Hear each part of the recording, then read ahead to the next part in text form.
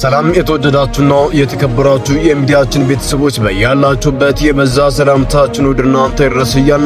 ቀጥታ ከአራቱም የአማራ ግንባሮች ያገኘናቸውን መረጃዎች በቅደም ተከተል ወደ እናንተ የምናደርስ ይሆናል። እናንተም ድምጻችን ለዓለም እንዲሰማ ላይክ፣ ሼር እንዲሁም ሰብስክራይብ በማድረግ ቤተሰብ ይሁኑ እያልን ቀጥታ ወደ መረጃዎች አለፍን። በቅድሚያም ወደ ጎጃም ግንባር ስናምራ ከሽንዲ በቅርብ ርቀት ረጫ አካባቢ ጠላት ከባድ ኪሳራ ገጠመው። በኮሎኔል ምስራቅ የሚመራው የአብይ አህመድ ቅጥረኛው ሰራዊት ከምዕራብ ጎጃማ ሽንዲ ከተማ መነሻውን አድርጎ ወደ ህረት ቀበሌ ከሌሊቱ 9 ሰዓት ጀምሮ በሁለት በድንዲና በቡራፈር ቀበሌዎች አቅጣጫም ተንቀሳቅሷል። የጠላት እንቅስቃሴ ሲከታተሉ የነበሩ ነበልባሎችም በጠላት ላይ የበላይነትን የተቀናጆች ጀግኖች የአማራ ፋኖ ብሔራዊ ኃይል 109ኛ ኮር 88ኛ ክፍለ ጦር ሻለቆችም ሻለቃ 5 እና ሻለቃ 4 እንዲሁም የክፍለ ጦር ቃኝና መሐንዲስ የሚደነቅ ቅንጅትና ጥምረት በከፈቱት ግንባር ጥሩ አድርገው ጠላትንም ደቁሰውታል። ቀጠናው ላይ ጠላት ባሰበው መንገድ መንቀሳቀስ የተሳነው ሲሆን ኮሎኔል ምስራቅ ረጥ ላይ ለ30 ደቂቃ እንኳን መቆየት ሳይችል ተጣድፎ ሞትና ቁስለኛውን አንጠልጥሎ በቀበሮ ጉድጓድ ወደ ሽንዲ ከተማ መመለስም ግድ ሆኖበትም ተመልሷል። በግዳጅ ጠላት ላይ ከባድ ቁሳዊ ሰብአዊ ጉዳት ማድረስ መቻሉንም የክፍለ ጦሩ ወታደራዊ አዛዥ ፋኖ ቻላቸው አያና ለሚዲያችንም ገልጾልናል።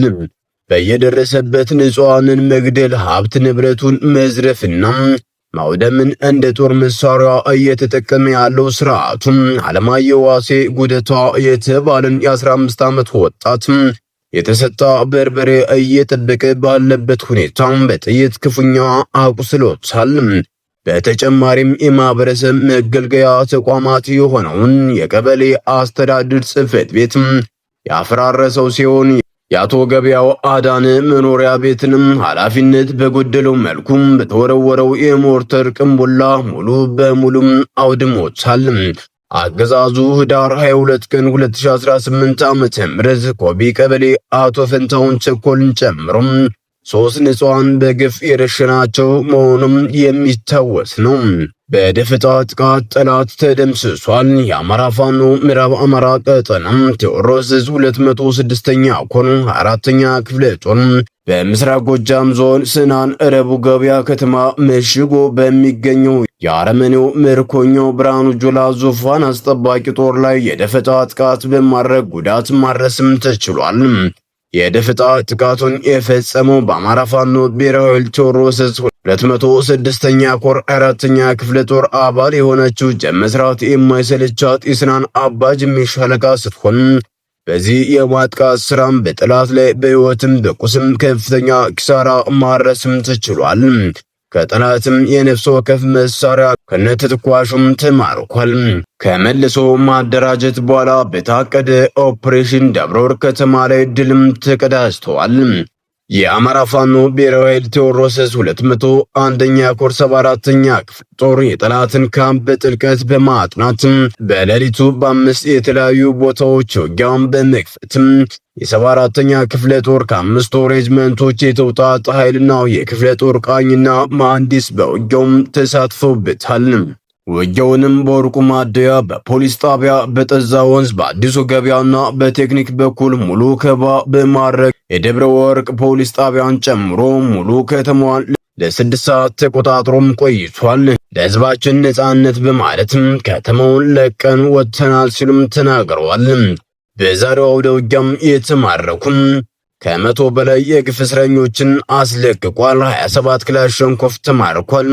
1650 የክላሽ ተተኳሽም መማረክ ሲችልም 29 ቦምብ እስካሁንም ምርኮም ተደርጓል። ከ50 በላይ ፖሊስ አድማ ብትን ሚኒሻም ተደምስሷል።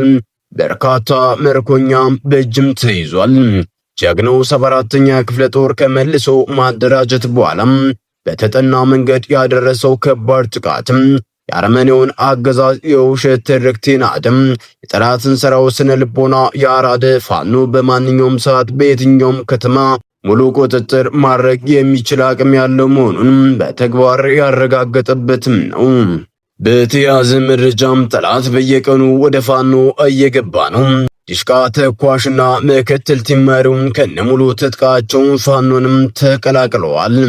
ከ660 የክላሽ ተተኳሽ እንዲሁም 6 የእጅ ቦምብና የወገብ ትጥቅ በመያዝ ከስርዓቱ በመውጣት ወደ ቴዎድሮስ እዝ 201ኛ ኮር 54ኛ ክፍለ ጦርም ተቀላቅለዋል።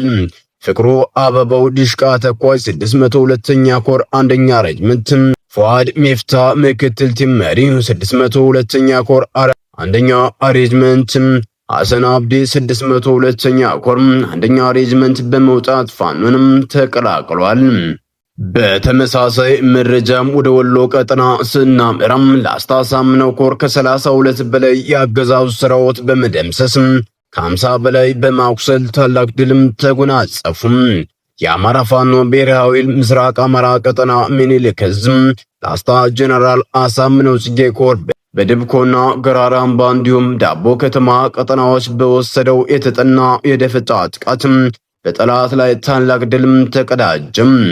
ታኅሳስ 7 ቀን 2018 ዓ.ም ከንጋቱ 12 ሰዓት ጀምሮ ያገዛዙ ብልጽግና ልሳናት የላሊበላ ከተማ አስተዳደር የላስታ ወረዳና የቡግና ወረዳ የካቢኔ አባላትን ከጋሸና ወደ ላሊበላ ከተማ ለማሳለፍ የብርሃኑ ጁላ ሰራዊት ከጋሸና አርፋ እስከ ግራራምባ ዘርግቶ የነበረ ቢሆንም የኮሩ ነብሮ ተወርዋሪ ኮማንዶና ውባንት አባተ ክፍለ ጦር 2 ሻለቃዎች በድብኮ ቀጠና እንዲሁም በዳቦ ከተማ ቀጠና እሸት ክፍለ ጦር 2 ሻለቃዎች ደፈጣ በመጣል ጠላትን አይቀጡ ቅጣት ቀጥተውት ጠላት ሞትና ቁስለኛውን እያንጠባጠበ ሊሄድም ተገዷል። በዚህም የደፈጣ ጥቃት 32 ያገዛዙ ሰራዊት ሲደመሰስ ከ50 በላይ የቆሰለ እንዲሁም ዙ 23ቱ በዲሽቃ ተመቱም ጉዳት የደረሰበት ሲሆን በዚህ የተበሳጨው ያገዛዙ ሰራዊት ዙ 23 በዘፈቀደ በመተኮስ የ3 ንጹሃንን መኖሪያ ቤትና የአርሶ አደር የጤፍ ክምር እስከ 35 ኩንታል ሊወጣ የሚችል እህል ያቃጠለ ሲሆን በአራት ንጹሃን ላይ ከቀላል እስከ ከባድ ጉዳትም አድርሷል። በተመሳሳይ መረጃም ደላንታ ዙሪያ የዙፋን ጠባቂ ሰራዊቱ ሻለቃ አመራርን ጥቃት ሲፈጸምበት በርካታ የፋሽስቱ እግረኛ ሰራዊት ደግሞ ሞትና ቁስለኛም ተደርገዋል።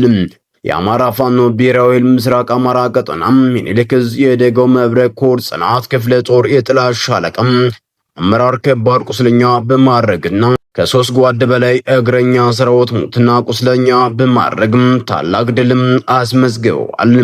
ዚሃ ላይ በልጅ ኢያሱ ኮር አናብስቶች ሲጠዘጠዝ የዋለው የፋሽስቱ ሰራዊት ነግሬ አውጪኝ ብሎ ወደ ደላንታ ወረዳ ሲፈረጥጥ ጽናት ክፍለ ጦር ምክት ሻለቃም 3ኛ ሻምበል ባደረጉት የደፈጣ ኦፕሬሽን በርካታ የጠላት ሰራዊት ዶጋመድም ተደርገዋል። አምባሰል ወረዳ ውስጥ ባትሪ በተባለ ቦታ ላይ በተደረገ ደፈጣ ሻለቃ መሪውን ከባድ ቁስለኛ ሲሆን 7 የጠላት ሰራዊቶች ሲደመሰሱ 14 ከባድ ቁስለኛም ሆነዋል። ከዚሁም ሳንወጣ ምኒልክ ዕዝ በላጎ ተወርዋሪ ሻለቃ ደሴ ዙሪያ ለአንድ ሳምንት በተከታታይ በተደረገ ተጋድሎ በርካታ ድሎችንም አስመዘገቡ።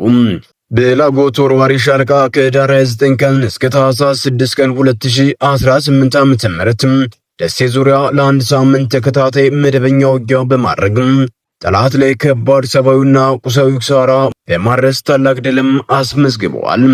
የተወርዋሪ ሻለቃው አናብስቶች ደሴ ዙሪያ ወረዳ ላይ ብዙ ቀበሌዎችን በመቆጣጠር የህዝብን አስተዳደር መዋቅር በመዘርጋት የህዝቡን አስተዳደርና ማህበራዊ ችግሮችን ለመቅረፍ ሰፊ ስራ እየሰሩም ይገኛሉ።